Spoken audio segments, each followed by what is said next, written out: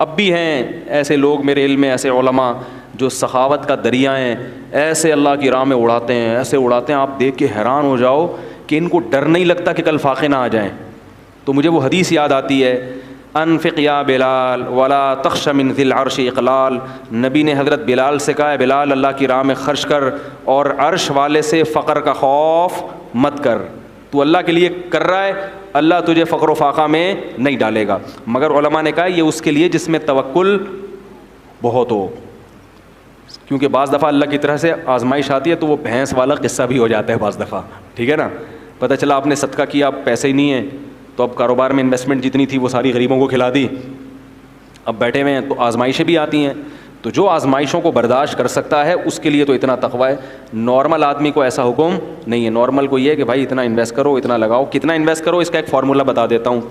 उलमा कहते हैं आपकी जो तनख्वाह है ना, 1 साल की तनख्वाह आप स्टोर कर लें पहले से एडवांस में, ताकि आज अगर जॉब चली गई तो 1 साल तक आपके जॉब तलाश करने का आपको मौका मिले, और उस दौरान आप क्या करें, बोलो भाई, खास मिसाल 1 लाख अगर किसी की तनख्वाह है तो 12 लाख वो जमा करके इस्लामी बैंक में या कहीं भी कोई प्लॉट लेके डाल दे।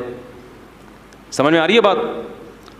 ताकि अगर आज जॉब कभी चली भी जाती है ना तो फिर लोगों के सामने हाथ फैलाने ना पड़े, और फिर कम में गुजारा भी नहीं होता ना। जब एक लाख का आदी हो गया तो 50 में गुजारा भी नहीं होगा।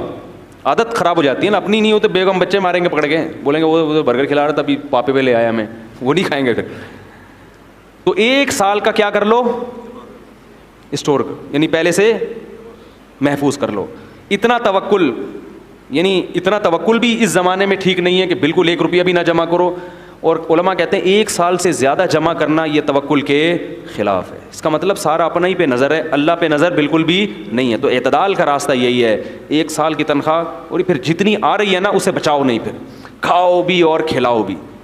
सदक़ा तो खैरात भी करो, ख़ुद भी खाओ, देसी घी में पराठे बना के खाओ, देसी घी में खाना बना के खाओ। ये ना बोलो कि पैसे ही नहीं है। बयान करना आसान है देसी घी पर, और देसी घी के मशवरे देना आसान है, जब ख़रीद के लाओ तो पता चलता है।